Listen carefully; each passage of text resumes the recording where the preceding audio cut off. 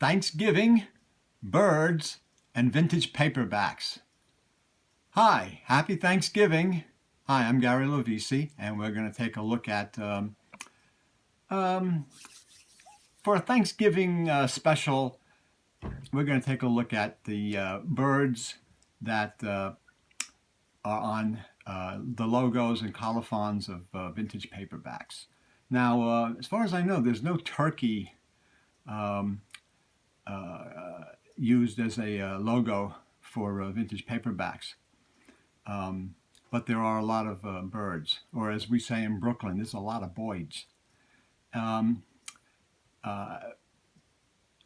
People that are not from the United States may not know that tomorrow is Thanksgiving. It's a big holiday here where we give thanks for all blessings that we have. And so we have a turkey dinner with family and friends and all of that. And the turkey is a kind of special bird, a special feast. And there aren't, as far as I know, there's never been a turkey used for a colophon or a logo on a vintage paperback.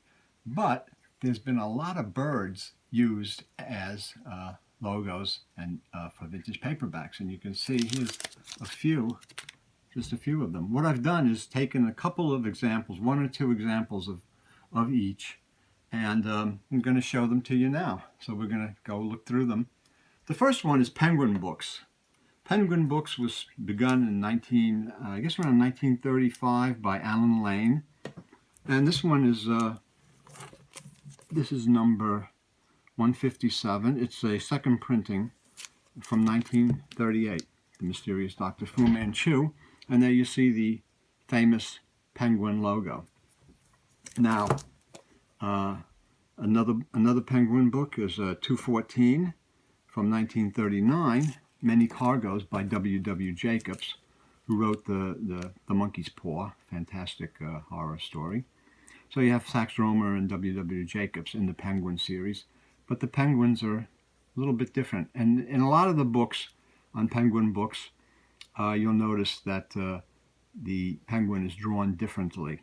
And there's even penguin doubles where there's two penguins to show you that it's a double book. A collector, Jules Burt, who has done great videos on penguins and other vintage paperbacks, is somebody that you should also take a look at. His YouTube videos are great. And a new fellow who's been around for a long time, but he's new to YouTube, is my friend Phil Harbottle, and he's done a couple of videos. And also, I just want to let you know about him.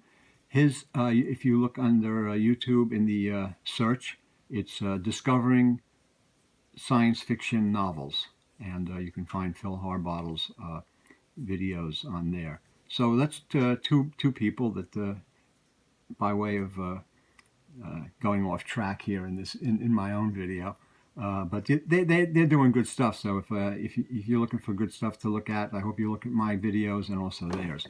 So here's two of the penguins, and then there's another penguin which is from the 1940s, and this is the American penguin, and it's Murder Enters the Picture. And there's a whole series of these with the artwork drawn. This is almost like Escher-esque artwork, and they're pretty nice. A new penguin is done in the kind of old style, in the movie style, is A Study in Scarlet by Arthur Conan Doyle. It's a Sherlock Holmes novel, and this is number one in the new series, Penguins, and the artwork is kind of like a movie poster, and it's really nice. Then you've got Penguin, but then you also had Puffin Books. This is from 1949. Puffin Books was more of like a children's imprint of Penguin. This is Treasure Island by Robert Louis Stevenson, of course. A really nice book. The back cover has a map of the Treasure Island. And there's the little puffin over here. Here's the penguin, and on the more modern book is a smaller penguin. The World War II version is a little different from the other ones. And then you have Pelican Books. And The Birth and Death of the Sun, which is Pelican book number P4 by George Gamov with the Jonas cover. And this is from 1945. And it's a Pelican book. And there's the Pelican logo. Pelican Books. That's 1945. And a more recent, actually from the 60s, Hypnosis in Fact and Fiction by F.L. Marcuse is a Pelican also. Pelican original. And here you see the logo. They always change the logos, different same bird, but always a different drawing of the bird in different flight or standing, different locations. Penguin Books, and of course Puffin and Pelican, but Penguin Books is probably the most famous book that uses a bird as a colophon or as a logo. But there's another one that's right up there with it, and that's in the United States. It's Bantam Books, and Bantam has the famous rooster. Bantam number 717 is The Sun Also Rises by Ernest Hemingway. And there's the Bantam Booster logo. And that was 717. This is number 712. So this is just a few numbers earlier. This is The African Queen, 4th printing. It's a movie tie-in by C.S. Forrester. And you can see there's a different logo. So you have 712 with that logo, and then 717 they had a different logo. So again, you can see that they changed the logos on these books. They always have the Bantam on the spine to show you the logo. Now there's a bunch of other books. Pocket books, we know of Gertrude the Kangaroos, and that doesn't apply here in this video, but another pocketbook imprint, Cardinal Books, do. And Cardinal C-187, The Blackboard Jungle by Evan Hunter, juvenile delinquent novel. And the Red Cardinal logo.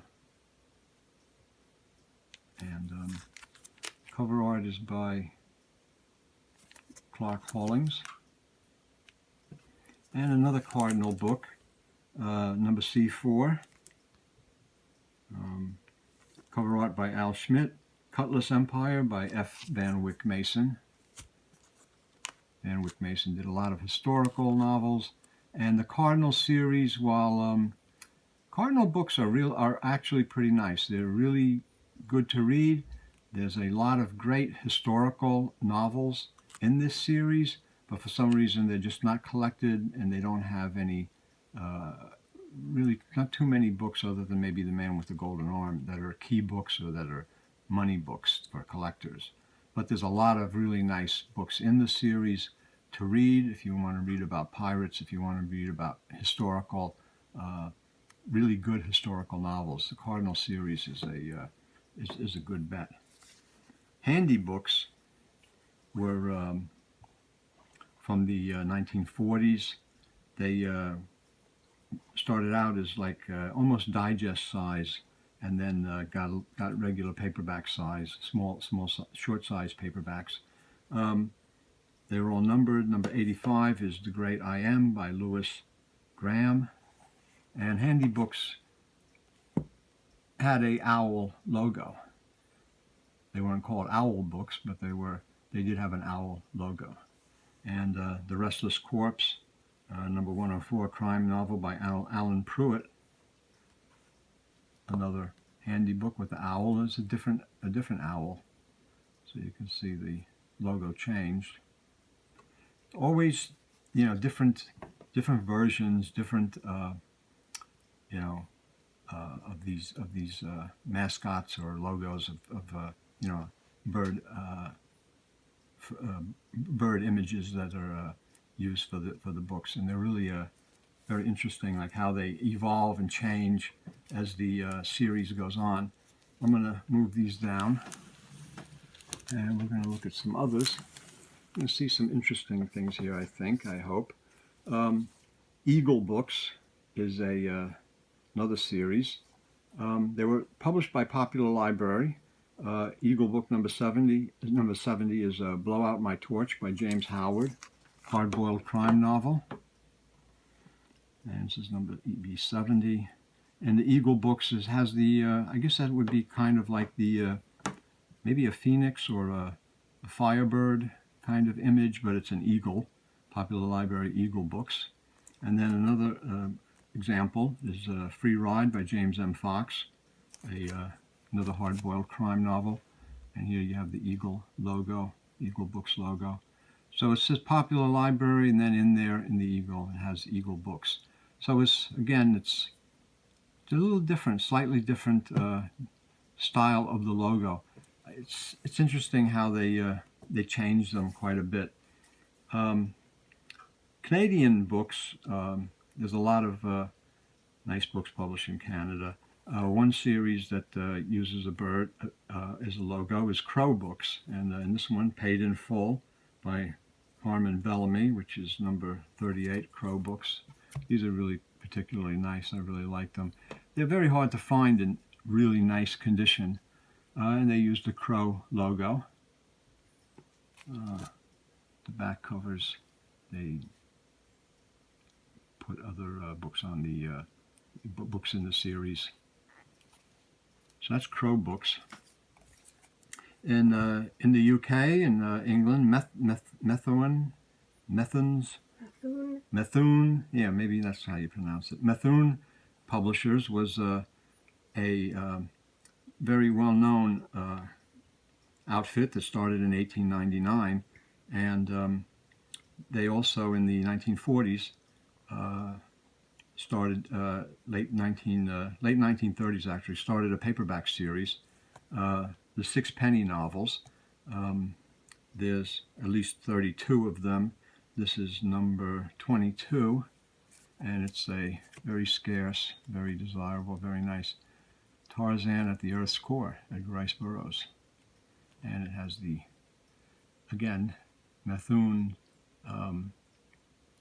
weren't called, they didn't have a title as any bird, but they did use a bird logo. All of their books are similar to this type of design. They didn't have illustrated covers. They were like the Penguin books that I showed you earlier, and we first began this episode. Penguin books were they didn't have, as you can see, Penguin books did not have cover art per se. I mean, they did have the Penguin logo, but they were very, very stylized text covers, and the color would indicate that they were what genre they were.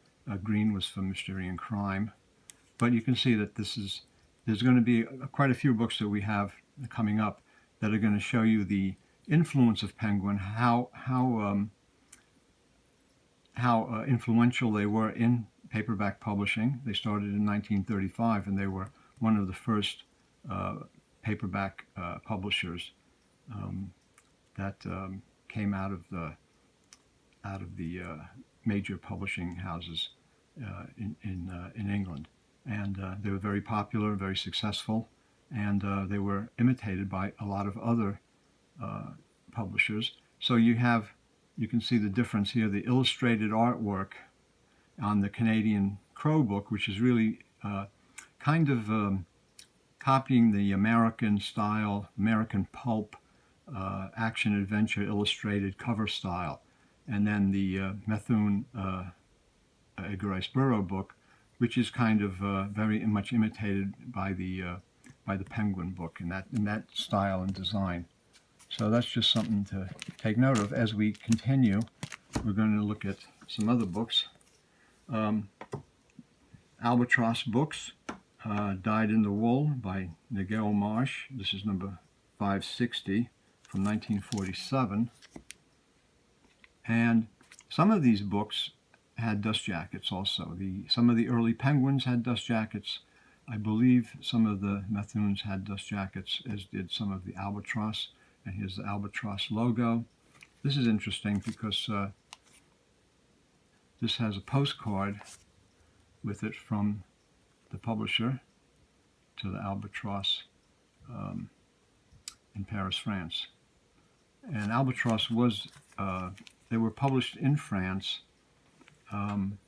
Albatross Library. They were printed in English, and basically they were like the Tauchnitz books, those were published in Germany. What you had basically was book companies in Europe that published their books in English for travelers to the continent. So you had, in France, you had Albatross Books. In Germany, you had Tauchnitz Books. You also had Schwer's Books in Germany, and there was a company also in Sweden that all these companies, they copied the style and design of the Penguins by not having illustrated covers. They just had their logo and then the author and title, a title and author. And another series similar to that in Britain is the Toucan novels. And this one is The Crooked Finger by Angus Mcvicker, number 30 in the series. Toucan novels had dust jackets, and they had their toucan as the trademark. Probably one of the better trademarks. Is really like noticeable. They weren't hiding their trademark. And it's a dust jacketed paperback with numbered. There's about 32 of them or so in the series.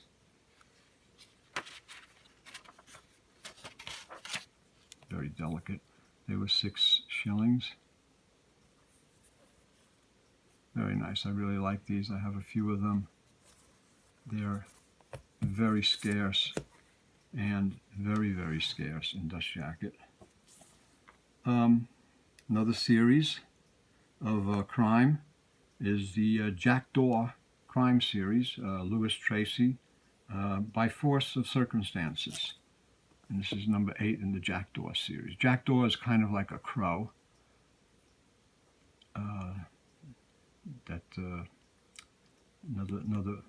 Another bird series. And there's at least 8 in the run. Now we're going to get to some others that are really cool. This is the end of the Penguin kind of stylistic imitators, and now we're going full pulp, full bore pulp. We're going Falcon Books, United States Digest, Sexy Sleaze Good Girl Art Digest. Falcon Book number 41, The Evil Sleep by Evan Hunter. Classic, scarce and nice condition. Even more scarce and more in nice condition. Junkie, Falcon number 36 by Jonathan Craig. These are from the 50s. And the Falcon, you can see the Falcon logo here and down here. It's a Falcon book. This is Evan Hunter's, probably his first book. It's a drug crime novel. Terrific book and very scarce and quite a pricey book. This one's even more pricey. This is not Junkie by William Lee or the Ace book. This is Jonathan Craig. It's a book under the same title. So that's Falcon Books, and there's about 22 of those, which I just did an article on Falcon Books, which is going to be in the new magazine, a new issue of the magazine, The Digest Enthusiast, by Richard Krause. Richard does a terrific magazine, and the next issue has a lot of great stuff in it. Some really cool stuff by Peter Infantino, and it also has my article on Falcon Books with all the books shown in color. So that's something that you may be interested in if you like the Falcon Books. And the next group, we're going to take a look at a couple of Stork books and another digest series, Stork number 3, Sinful Life by Glenn Watkins. I believe that's a road-walled cover, and this one's probably road-walled also. Stork book. I don't see a number on this one. It's Lust for Love by Wright Williams. Oh, it's number. That's number. What's number 3? I don't know what number that is. And there's the Stork logo. So one more. Birds. The next group is 2 books from Australia. Digest, Magpie Books. And this Magpie Books published digest crime novels and all kinds of books, and also famous detective stories kind of magazine.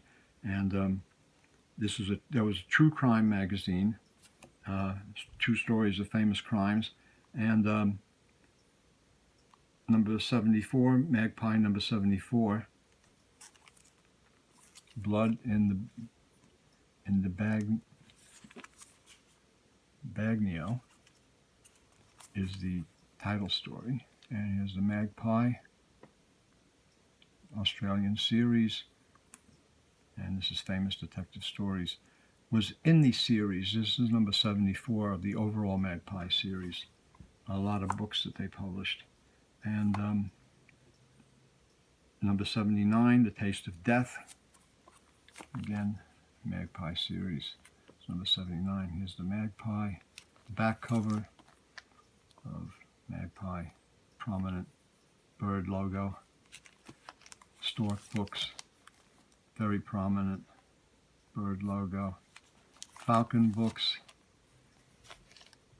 Very not prominent Falcon logo, but prominent good girl art photo. So, as you enjoy your Thanksgiving feast, and as you enjoy your turkey, some people have other foods, but a lot of people usually eat turkey as a standard meal. Hope you enjoyed this look at birds, and birds that are on the logos for vintage paperbacks. And while we haven't, I don't know of any turkeys, and maybe some of these were turkeys if you think. But hope you enjoyed this look, and have a happy Thanksgiving. Share, subscribe, and give us a thumbs up. And thank you. Have a great Thanksgiving, and we'll see you next time.